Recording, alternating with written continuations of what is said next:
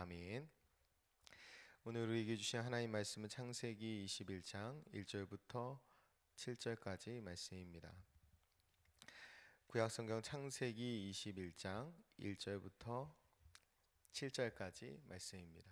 다 찾으셨으면 하나님을 경외하는 마음으로 창세기 21장 1절부터 7절까지 말씀을 한 목소리로 함께 같이 읽겠습니다.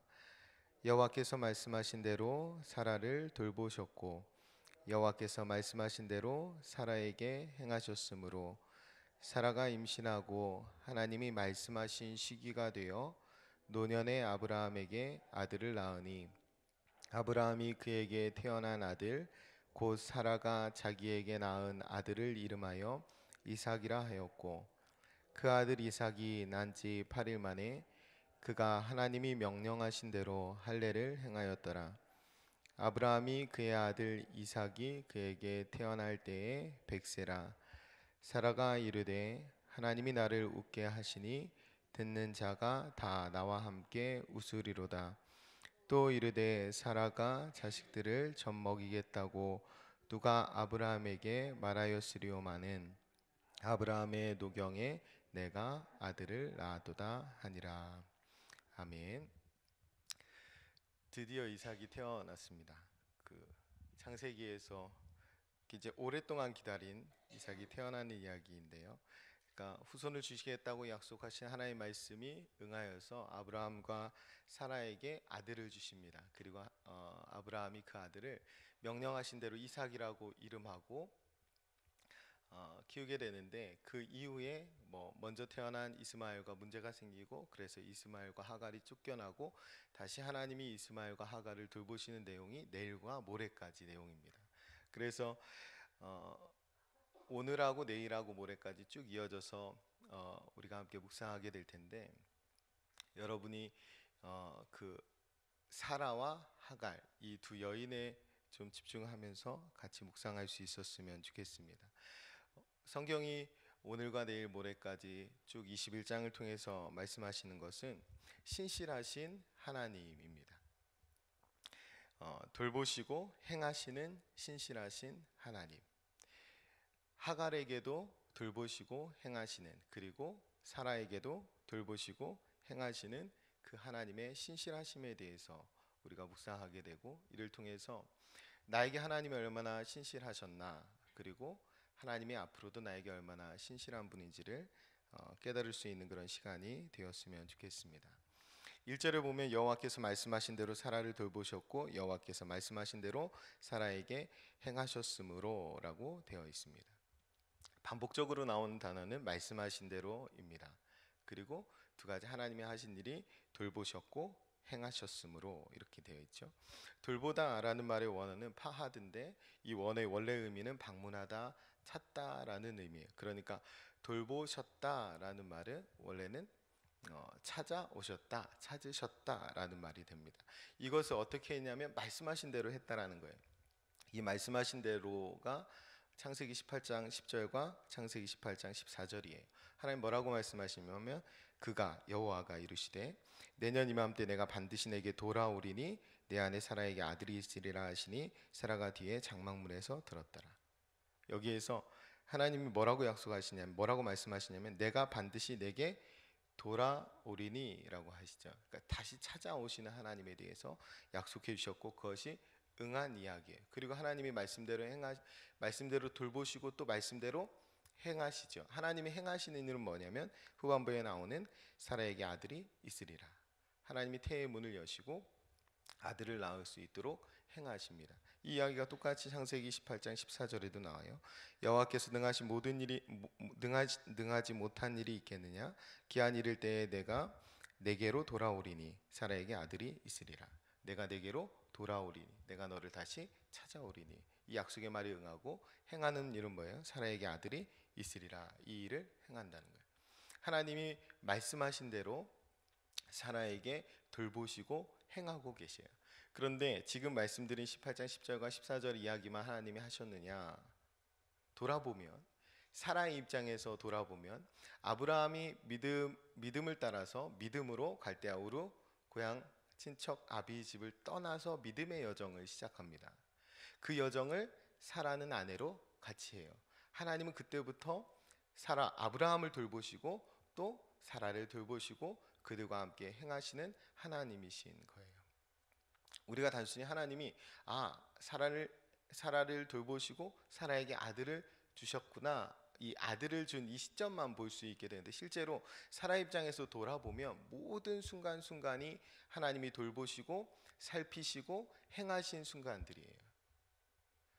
그렇게 아브라함과 함께 믿음의 여정을 떠난 순간부터 하나님이 사라를 신실하게 돌보시고 또 사라를 살펴보시고 인도해 주시는 거예요. 사라에게도 풍파가 굉장히 많았습니다. 그 풍파 가운데 하나님이 사라를 지켜주시는 거예요. 사라를 통해서 약속의 자손이 태어나야 되는데, 그 사라가 두 번이나 이방 왕에게 능욕당할 뻔합니다. 애굽 왕 바로에게, 그리고 그랄 왕 아비멜렉에게. 그때마다 하나님이 이 사라를 찾아오셔서, 그리고 그 왕들에게 직접 찾아가셔서 이 사라를 지켜주시고 보호해 주십니다. 그 일을 하나님이 하시고 마지막에 사라에 막힌 태의 문을 열어주시는 거예요. 그러니까 사라의 입장에서 돌아보면 그가 믿음의 여정을 걸어온 모든 순간에 하나님이 그를 돌보셨고 찾아오셨고 그에게 하나님의 일을 행하신 것을 알 수 있습니다. 우리에게도 그렇다는 거예요. 우리가 오늘 기도할 때 하나님이 잘 응답해 주시지 않는 기도 제목이 있을 수 있어요. 그래서 우리가 때로는 하나님을 원망하게 될 때도 있습니다. 그런데 내가 다시 먼 과거로부터 시간을 돌이켜보면, 그리고 내가 걸어온 그 인생길들을 돌아보면 하나님이 나를 어떻게 돌보셨는지, 하나님이 나에게 어떠한 일들을 행하셨는지, 하나님이 내 인생에 얼마나 신실하셨는지를 깨닫게 됩니다. 믿음은 무엇이냐면, 믿음의 원어는 피스티스예요. 신실이라는 뜻입니다. 믿음은 신실하신 하나님을 믿는 것입니다. 그래서 우리가 과거로 돌아봤을 때에 우리의 인생에 하나님이 신실하셨던, 그렇게 우리를 돌보시고 행하셨던 그 시간들을 돌아보고 그 경험으로 한 단계 한 단계 앞으로 나아가는 것이 믿음입니다. 아브라함을 믿음의 조상이라고 하지만 믿음의 조상다운 면모는 그렇게 많이 없습니다. 실제로 아비의 집을 떠날 때도 지체하였고, 그리고 어려운 순간마다 그 생명을 지키기 위해서 다른 방법들을 씁니다. 멋지게 고향을 나와서 하나님을 의지해서 믿음의 여정을 걸어온 것이 아니라 몇 차례나 아내를 앞세워서 목숨 한번 살아보려고 하는 장면들이 많아요. 그런데 그 과정을 통해서 하나님이 끝끝내 아브라함을 믿음의 조상답게 세워 가신다라는 거예요. 우리의 인생도 그렇습니다. 하나님이 우리에게 그분의 신실하심을 보여주시면서 우리의 하나님의 신실하심을 경험케 해주시면서 우리를 그렇게 이끌어가 주신다라는 거예요. 오늘 하나님 앞에서 기도하면서 여러분께서 그 신실하신 하나님을 만날 수 있으셨으면 좋겠습니다. 그리고 하나님께서 여러분에게 하나님이 주시는 믿음을 더 충만하게 부어주셨으면 좋겠습니다. 여러분 2절부터 5절까지의 말씀을 보면 하나님 말씀하신 시기가 되어 아들을 낳고 그 아들을 하나님이 말씀하신 대로 이삭이라고 이름하고 또 하나님이 명령하신 대로 할례를 행하고 그때가 아브라함이 100세 되었던 때다라는 내용이 쭉 나와요. 하나님 말씀하신 때가 되었다라는 말을 아브라함이 100세가 된 때이기도 하지만 창세기 18장 10절에 보면 그 말씀하신 시기가 언제냐면 내년 이맘때라고 합니다. 그 하나님의 말씀하신 때가 되어서 하나님이 그 아브라함에게 아들을 주시는 거예요. 그리고 하나님이 창세기 17장 19절에 뭐라고 말씀하시냐면 너는 그 이름을 이삭이라 하라 라고 이미 명령해 주셨습니다. 그래서 아브라함이 그 낳은 아들을 이름하여 이삭이라고 하게 되는 것입니다. 그리고 창세기 17장 10절부터 11절에 가면 너희 중에 남자는 다 할례를 받으라 라고 하면서 할례에 대한 명령을 하나님께서 주셔요. 그래서 아들 이삭을 낳자마자 4절에 그가 하나님이 명령하신 대로 할례를 행한 것입니다. 그러니까 여러분 이게 계속 반복인데요. 1절, 2절, 3절, 4절, 5절까지 하나님이 말씀하신 대로 하나님이 명령하신 대로 그 일들이 하나하나 이루어져 온 내용들을 성경이 계속 증언하고 있습니다. 말씀하신 대로 이삭이 태어나게 되었음을 드러내고 있는 거예요. 그래서 6절과 7절에 사라가 이르되 하나님이 나를 웃게 하시니 듣는 자가 다 나와 함께 웃으리로다. 또 이르되 사라가 자식들을 젖먹이겠다고 누가 아브라함에게 말하였으리오마는 아브라함의 노경에 내가 아들을 낳았도다 하니라. 이 사라도 처음에 자식을 이렇게 늙은 몸으로 자식을 낳고 자식을 젖먹이게 될지 몰랐어요. 그래서 하나님이 아브라함에게 창세기 18장 10절에 약속의 말씀을 주실 때 사라가 어떻게 합니까? 웃습니다. 창세기 18장 12절인데 사라가 속으로 웃고 이르되 내가 노쇠하였고 내 주인도 늙었으니 내게 무슨 즐거움이 있으리요 라고 합니다. 속으로 웃었는데 하나님이 그걸 보셨어요. 아셨어요. 그래서 너가 웃었다라고 했을 때 사라가 부인하죠. 그런데 다시 하나님이 확실히 말씀하십니다. 이게 창세기 18장 15절인데 아니라 내가 웃었느니라 이렇게 이야기합니다. 이게 기쁨의 웃음이 아니죠. 이것은 뭐 헛웃음일 수도 있고요. 그 하나님 앞에서 속으로 웃었으니까 그렇게 심한 비웃음까지는 아니겠지만 말이 안 되는 소리다라는 반응이었어요. 그것을 내가 제일 잘 압니다라는 아마 그런 반응이었을 거예요. 그런데 그런 헛웃음을 하나님이 지금 기쁨의 웃음으로 바꾸어 주시는 거예요. 그 이야기가 6절의 이야기입니다. 하나님이 나를 웃게 하시니 듣는 자가 나와 함께 웃으리로다. 이 이삭의 울음, 이츠하크라는 말이 웃음이라는 뜻이에요. 찌하크라는 말이 웃다라는 동사고 그것이 명사가 되는 게 웃음, 이삭이라는 이름입니다. 여기서 보면 듣는 자가 다 나와 함께 웃게 되는 것이 뭘까요? 듣는 자가 다 나와 함께 웃게 되는 것.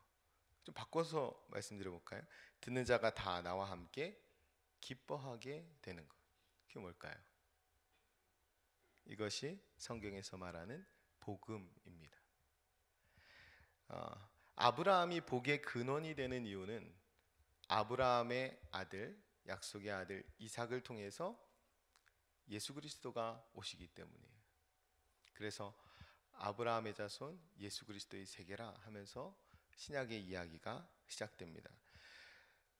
아브라함을 통해서 그리스도가 오시기 때문에 아브라함이 복의 근원이 되는 거예요. 오늘 이야기는 사실 구약 전체는 오실 예수님에 대한 이야기입니다. 그래서 오늘 본문은 계속해서 말씀하신 대로 그리고 하나님의 정하신 때에 신실하게 큰 기쁨으로 오시는 예수 그리스도를 드러내고 있는 것입니다. 여러분, 복음이 어떠합니까? 복음이 처음 들려질 때는 그것을 정말 기쁨으로 받지 않습니다. 헛웃음을 짓거나 아니면 속으로 웃거나 비웃거나 조롱합니다. 그런데 예수 그리스도를 만나게 되면, 십자가가 능력이 되면 그때부터 참된 기쁨을 누리게 됩니다. 그때부터 진짜 웃을 수 있게 되는 거예요. 그렇다면 오늘 본문에 비추어서 먼저 구원받은 우리는 어떤 삶을 살아야 될까요? 우리는 비웃는 세상 사람들이 어떻게 예수 그리스도를 만날 수 있게 할 수 있겠습니까? 아직 구원받지 못한 사람들에게 어떻게 십자가가 능력이 됨을 증명하면서 살 수 있나요? 오늘 본문에서 계속 반복되지만 그것은 말씀하신 대로 살아야 하고 말씀이신 주님과 동행하는 삶을 살아야 하는 것입니다. 말씀이 육신이 되어 우리 가운데 오셨습니다. 그분과 동행하는 삶은 말씀대로 걸어가는 삶입니다. 그분이 말씀대로 오셨고 말씀대로 행하셨고 말씀대로 이루어 가시기 때문에 우리가 오늘 말씀대로 걸어가는 삶을 통하여 세상 사람들이 예수 그리스도를 보게 될 것이고 세상 사람들이 십자가가 능력임을 경험하게 될 겁니다. 고린도전서 1장 18절에 십자가의 도가 멸망하는 자에게는 미련한 것이요 구원을 받는 우리에게는 하나님의 능력이라 라고 말씀합니다. 우리가 말씀대로 사는 삶이, 우리가 예수 그리스도의 가치와 방식을 따라서 살아가는 삶이 세상이 보기에는 어떻다는 거예요? 미련하게 보인다라는 거예요. 그러니까 내 앞에 사람이 내가 예수 그리스도를 따라 사는 삶을 미련하게 보고 그리고 나를 비웃거나 조롱하여도 내 삶을, 예수 그리스도를 따라 사는 삶을 끝까지 지속해야 한다는 거예요. 내가 십자가의 도 내려놓고 낮아지고 비우고 작아지는 그 삶을 넉넉히 살아낼 때 그에게 십자가가 능력이 되고 그의 복음이 참된 기쁨이 된다라는 말씀입니다. 이 일을 언제까지 해야 되냐면 지금 오늘 내 앞에 비웃고 있는 그 사람이 나와 함께 진정 기쁨의 웃음을 지을 때까지 그 삶을 우리가 살아야 합니다. 하나님이 우리에게 그것을 사명으로 주셨습니다. 저와 여러분이 오늘도 십자가를 붙들고 그 멋진 삶을 넉넉히 살아낼 수 있었으면 좋겠습니다. 하나님께서 사라에게 그러셨듯이 저와 여러분을 오늘 돌보시고 그리고 오늘 저와 여러분을 통해 하나님의 일을 행하실 줄을 믿습니다. 같이 기도하겠습니다. 신실하신 하나님, 오늘 저희와 함께해 주옵소서. 사라에게 말씀하신 대로 찾아와 돌봐 주셨듯이 저희의 일상의 자리에 찾아와 살펴 주옵소서. 전능하신 하나님께서 사라를 통해 놀라운 생명의 역사를 행하셨듯이 오늘 우리를 통하여 놀라운 생명의 역사를 일으켜 주옵소서. 그러기 위해 오늘 말씀이신 주님과 동행하며 십자가가 능력이 되는 삶을 살 수 있도록 성령님 인도해 주옵소서. 함께해 주실 것을 믿으며 감사하며 예수님의 이름으로 기도합니다. 아멘. 오늘은 말씀 삼운동 온세계 선교에 대한 공동 기도문을 함께 교독하며 기도하겠습니다. 성경의 중심 가르침 말씀 삼운동 온세계 선교의 비전은 주님이 말씀 삼공동체 성락선교교회에 주신 명령임을 믿습니다. 이 소명을 사명으로 받아 순명하여 이루도록 우리를 이끌어 주옵소서.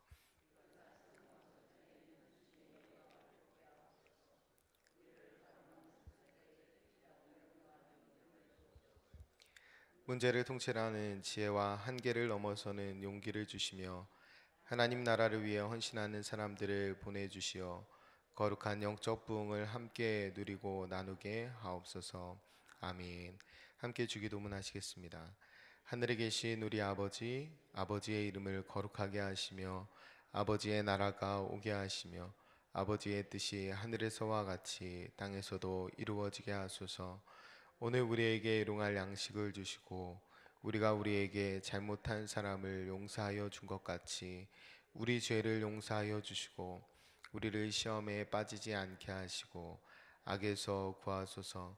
나라와 권능과 영광이 영원히 아버지의 것입니다. 아멘. 이 시간 다음과 같은 기도의 제목으로 기도드리겠습니다. 지금 들은 말씀이 내 삶으로 이어지게 하옵소서. 우리 교회 영적 리더들이 예수님의 마음을 품고 주님의 몸된 교회를 잘 섬기게 하옵소서.